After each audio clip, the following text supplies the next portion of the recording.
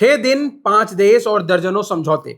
15 से 20 मई के बीच प्रधानमंत्री नरेंद्र मोदी का खाड़ी और यूरोपीय दौरा भारतीय कूटनीति की एक बड़ी कवायद के रूप में दर्ज हो गया। और हमें इस सवाल पर ध्यान देना चाहिए कि मोदी विदेश किससे मिलने गए, किसने स्वागत किया, किसके साथ तस्वीर खिंचवाई, या सोशल मीडिया पर कौन सा वायरल वीडियो ज्यादा ट्रेंड किया है। बल्कि हमें यह पूछना चाहिए कि इस यात्रा से भारत को मिला क्या, और उससे भी बड़ा सवाल ये कि इसका असर आम आदमी की जेब पर, नौकरी, पेट्रोल, डीजल, मोबाइल, बिजली, सुरक्षा या फिर आगे आने वाले भारत पर कैसा पड़ेगा। क्योंकि पूरे देश से विदेश ना जाने की मांग करने के कुछ ही दिन के बाद वो इस विदेश दौरे पर चले गए थे, तो ये जानना बहुत जरूरी हो जाता है। तो चलिए आज इसी पर डिटेल में बात करते हैं कि इस दौरे से भारत को क्या फायदा हुआ है। इस पूरे दौरे की सबसे बड़ी खबर आई अबू धाबी से। यहां सिर्फ 3 घंटे मोदी जी रुके, 7 समझौते पर दस्तखत हुए, लेकिन उन सब में सबसे अहम था स्ट्रेटेजिक पेट्रोलियम रिजर्व एग्रीमेंट, जिसके तहत यूएई की सरकारी तेल कंपनी एडीएनओसी अब भारत में रणनीतिक तेल भंडार में 3 करोड़ बैरल कच्चा तेल जमा करेगी। और दिलचस्प बात यह है कि यूएई इस भंडार के लिए भारत को किराया भी देगा।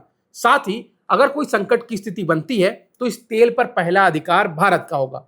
इस डील के बाद हमारा रणनीतिक भंडार मौजूदा 9 दिन की खपत से 14 से 15 दिन के बराबर हो जाएगा। लेकिन यहीं दूसरी तरफ जापान के पास 254 दिन का है, अमेरिका के पास 200 दिन और चीन के पास 120 से 180 दिन का स्ट्रेटेजिक ऑयल रिजर्व है।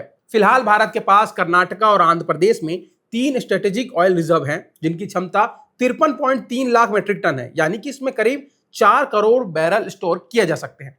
लेकिन ये केवल 65% ही भरे हुए हैं। और इसके साथ ही उड़ीसा के चंदीखोल में नया रिजर्व और कर्नाटका के पादुर में रिजर्व क्षमता को बढ़ाया जा रहा है।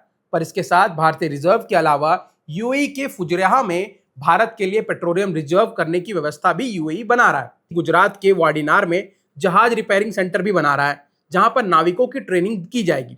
इसके साथ ही यूएई भारत में $3 बिलियन यानी कि करीब 48,000 करोड़ रुपए निवेश करेगा। यह निवेश इंफ्रास्ट्रक्चर सेक्टर, बैंकिंग और फाइनेंस सेक्टर में होंगे। आपको बता दूं कि अंतर्राष्ट्रीय ऊर्जा एजेंसी अपने सदस्य देशों से 90 दिन के तेल भंडार की उम्मीद करता है। इसीलिए 14 से 15 दिन का जो ये आंकड़ा है वो भारतीय परिप्रेक्ष्य में बड़ी छलांग है, लेकिन वैश्विक मानकों के मुकाबले ये पहली ही सीढ़ी है। और भारत अपनी कुल तेल जरूरत का करीब 87% आयात करता है, ये तो हम सब पहले से ही जानते हैं। इसीलिए ये डील उस बड़ी निर्भरता का एक अहम हिस्सा है, पर अकेले उसका समाधान भी नहीं है। इसीलिए इसी कड़ी में जुड़ते हुए नॉर्वे के साथ भी बातचीत हुई है, जहां 43 साल के बाद भारत के प्रधानमंत्री ने कदम रखा। पिछली बार 1983 में इंदिरा गांधी गई थी, और अब इसीलिए नॉर्वे में एलपीजी और कच्चे तेल की खरीद बढ़ाने पर भी बात की गई है। क्योंकि नॉर्वे यूरोप का सबसे बड़ा तेल उत्पादक है और रोजाना करीब 2 मिलियन बैरल तेल निकालता है। यानी कि भारत अब अपनी ऊर्जा सप्लाई को सिर्फ खाड़ी देशों पर निर्भर रखने के बजाय यूरोप के साथ भी साझा करना चाहता है, जो रणनीतिक रूप से समझदारी भरा कदम दिख रहा है। पर अब बात करते हैं उस डील की जिस पर सबसे ज्यादा बात हो रही है, जो अगर जमीन पर पूरी तरीके से उतरती है तो भारत की टेक्नोलॉजी की दिशा बदल सकती है। नीदरलैंड की कंपनी एएसएमएल और टाटा इलेक्ट्रॉनिक्स के बीच सेमीकंडक्टर पार्टनरशिप।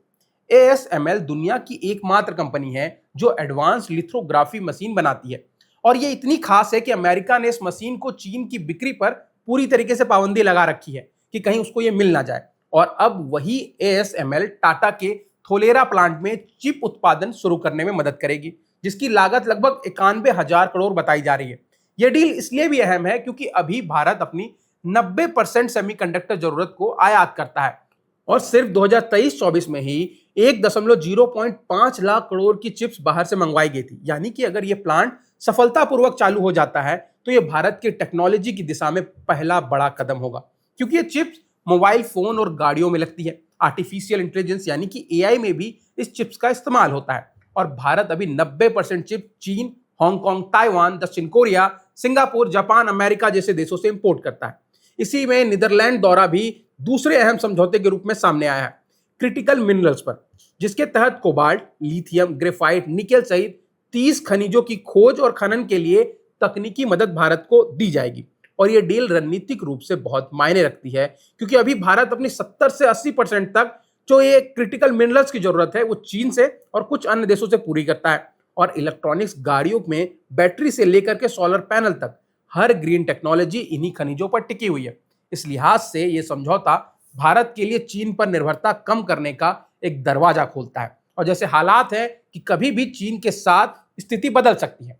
हालांकि यह भी ध्यान रखने वाली बात है कि चीन सिर्फ इन खनिजों की खनन में ही नहीं बल्कि प्रोसेसिंग में भी ग्लोबल मार्केट का 60 से 80% कंट्रोल करता है। यानी कच्चा माल हमारी जमीन से निकल भी जाए तो उसे यूजेबल बनाने के लिए, प्रोसेसिंग कैपेसिटी बनाने के लिए बहुत बड़ा टाइम लग सकता है, पर धीरे धीरे शायद से इससे भी हल किया जा सकता है।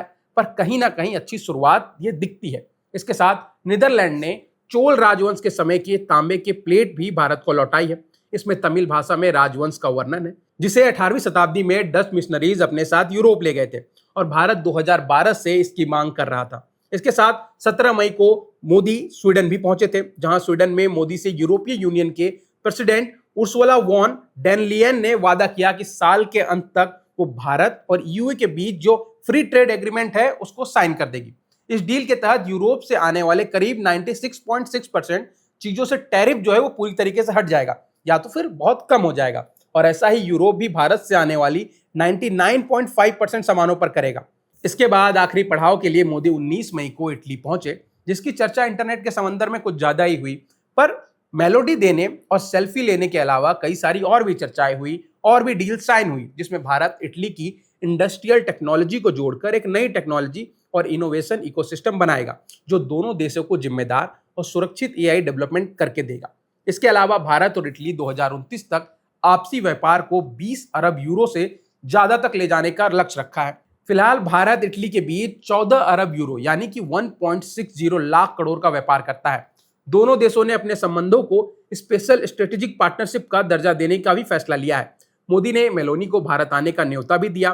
तो एक चीज तो साफ है कि मोदी विदेश से सिर्फ सम्मान और तस्वीरें लेकर नहीं लौटे हैं, बल्कि तेल सुरक्षा, चिप निर्माण, हरित ऊर्जा और साइबर सुरक्षा जैसे मुद्दों पर भारत के लिए नए रास्ते खोलकर लौटे हैं। अब असली परीक्षा ये होगी कि ये समझौते फाइलों में रह जाते हैं या जमीन पर उतरकर आम आदमी की जेब, युवाओं की नौकरी और देश की सुरक्षा को सच में मजबूत कर पाते हैं या नहीं। अब आपकी इस वीडियो पर क्या राय है कमेंट सेक्शन में हमें जरूर बताइए, और अगर आपको ये वीडियो पसंद आया है तो उसको लाइक करें, सब्सक्राइब करें बजरबट्टू दुनिया को।